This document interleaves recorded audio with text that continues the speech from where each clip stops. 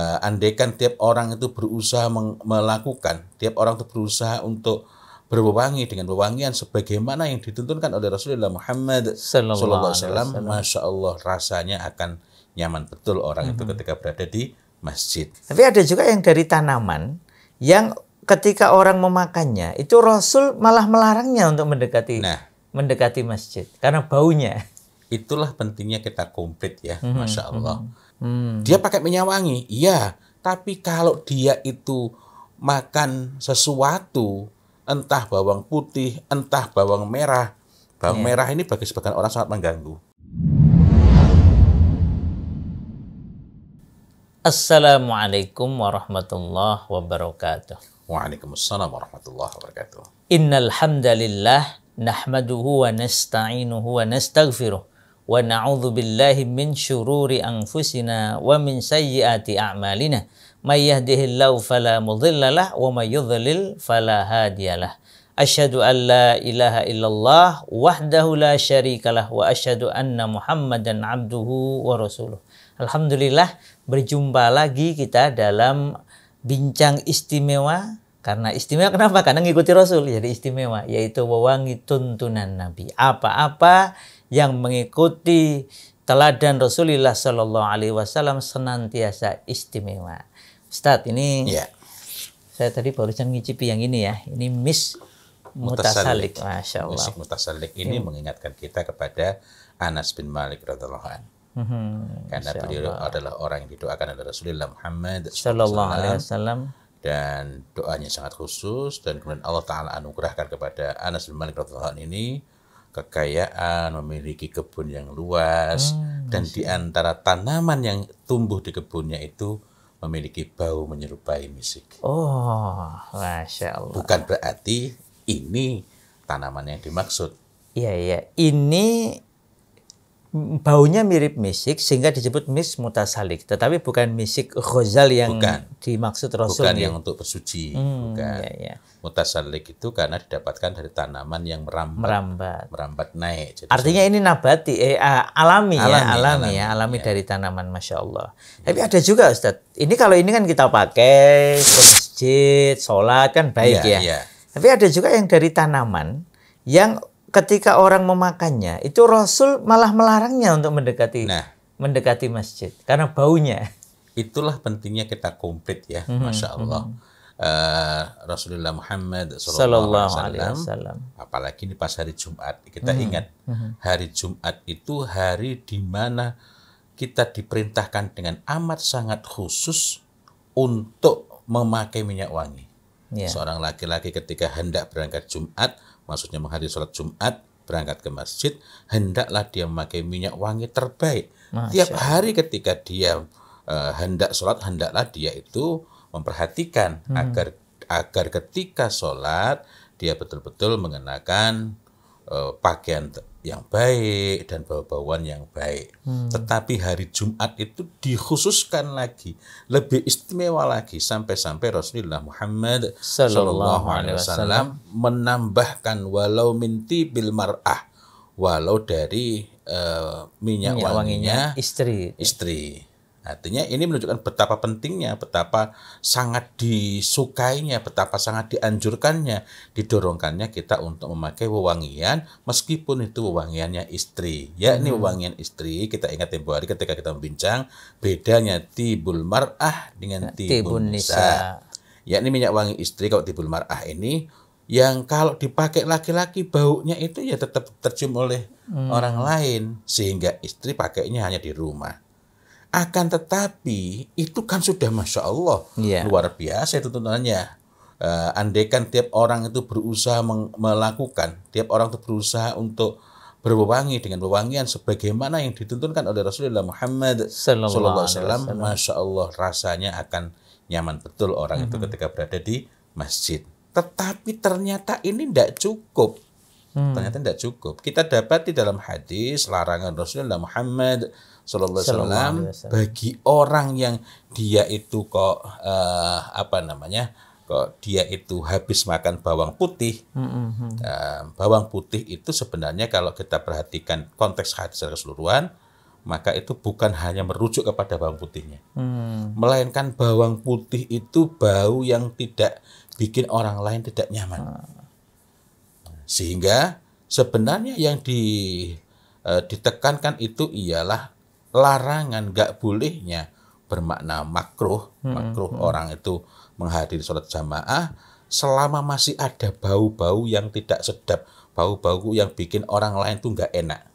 Dia pakai minyak wangi, iya, tapi kalau dia itu makan sesuatu, entah bawang putih, entah bawang merah. Bawang merah ini bagi sebagian orang sangat mengganggu. Maupun makanan lain yang baunya tidak sedap. Misalnya dalam sebuah hadis disebutkan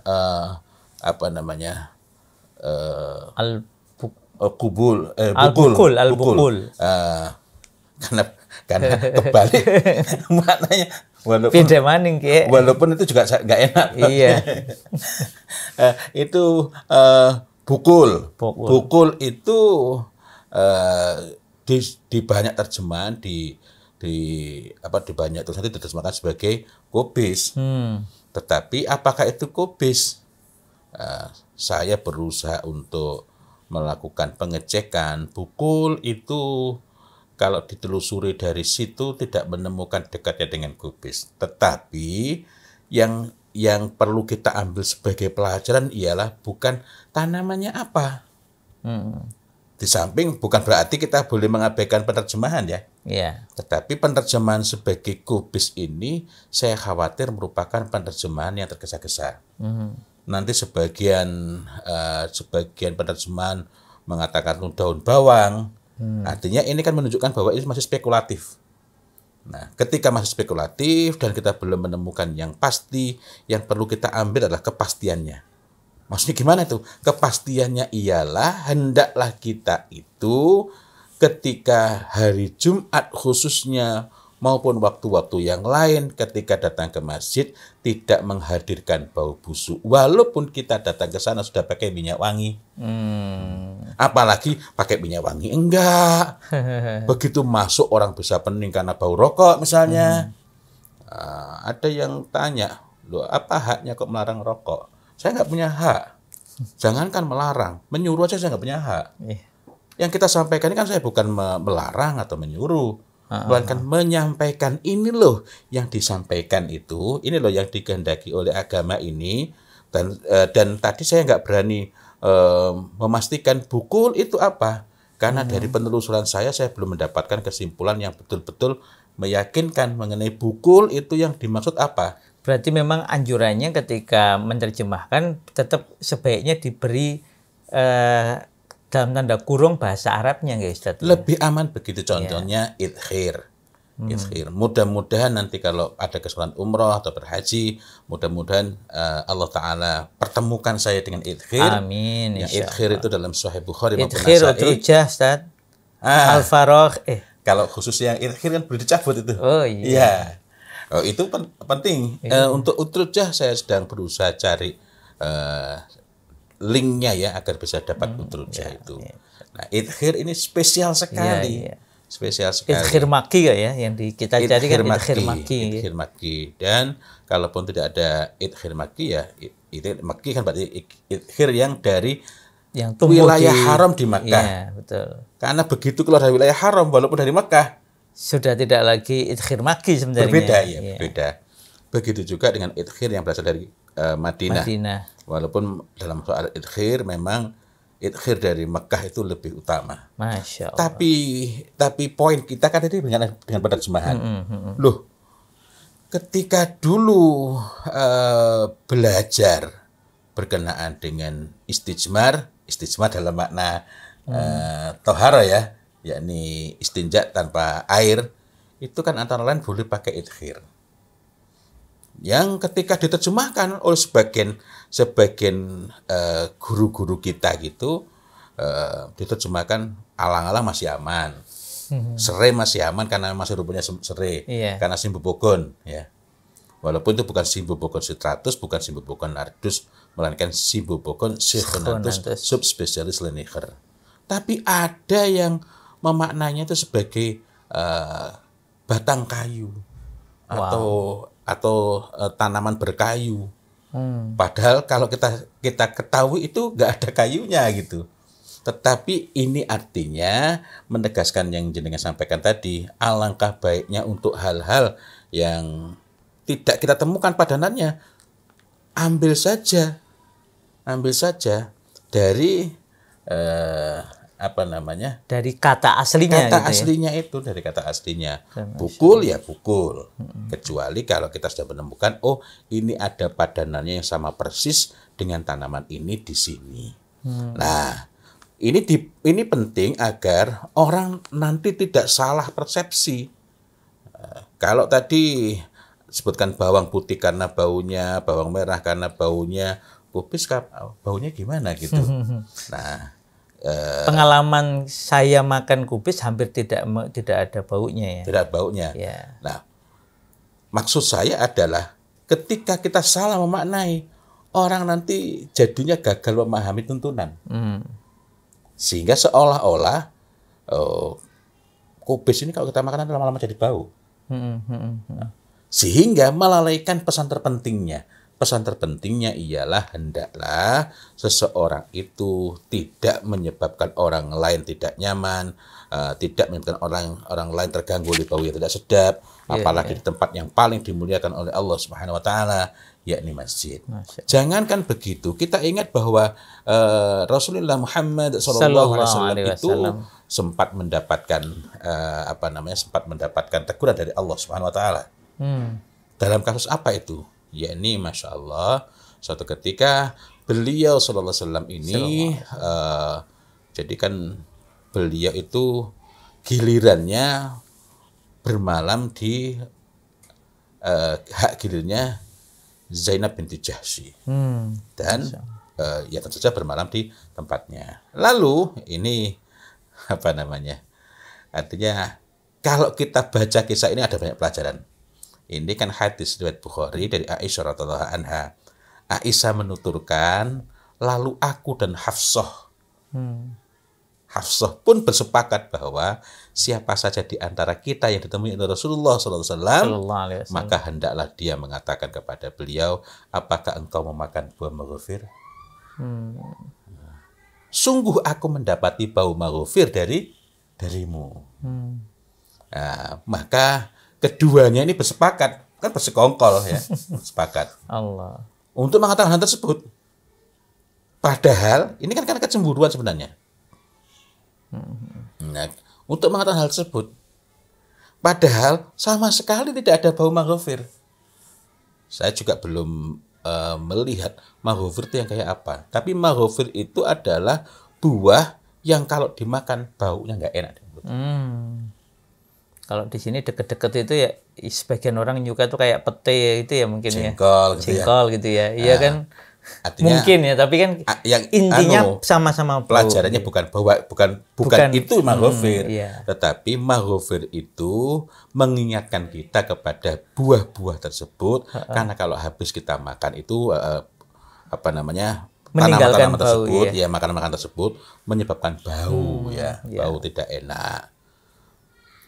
Loh, beliau ini ketika menemui Aisyah radhiyallahu anha itu yang didapatkan.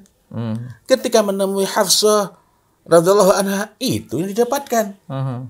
Maka beliau mengatakan ketika ditanya, apakah engkau memakan buah maghfir?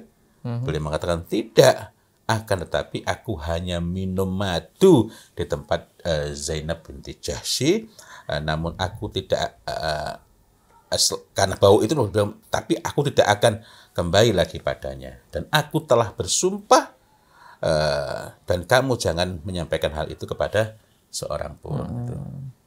Nah, ini yang kemudian ditegur oleh Allah Subhanahu wa taala karena ini termasuk perkara mengharamkan yang halal.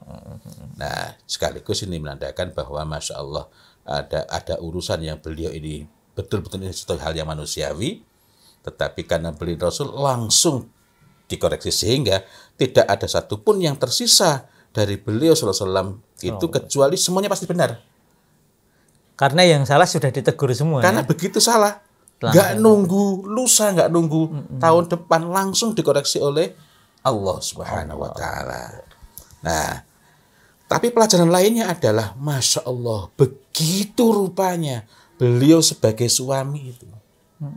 Jadi di luar tadi soal bau bawang putih, bawang merah, atau yang semisal dengannya yang mengeluarkan bau, ketika dengan istri pun beliau itu sangat memperhatikan agar jangan sampai istrinya itu mencium bau nggak sedap dari dirinya. Dan ini artinya suami itu juga berkewajiban memuliakan istrinya, satu di antaranya dengan tidak mengganggu istri dengan bau yang tidak sedap. Dengan memperhatikan tadi ya, bau badannya. Jadi perawatan tubuh ini bukan untuk menjadi lebay, tidak. Ya, ya. Allahu Akbar. Masya Allah, demikian bapak-bapak, ibu-ibu semuanya, kita dituntun oleh agama ini untuk berperilaku di dalam setiap keseharian kita, baik di rumah maupun tadi di masjid, untuk senantiasa memberikan yang terbaik. Apalagi kalau dalam kondisi hendak sholat, melaksanakan ibadah sholat di masjid. Wah, ini para bapak-bapak, para lelaki, perhatikanlah sebaik-baiknya, pakailah wewangi yang dimiliki dengan sebaik-baiknya dan hindari segala sumber bau yang tidak sedap. Demikian, semoga bermanfaat. Wabillahi taufiq wal hidayah. Wassalamualaikum warahmatullahi wabarakatuh. Waalaikumsalam warahmatullahi wabarakatuh.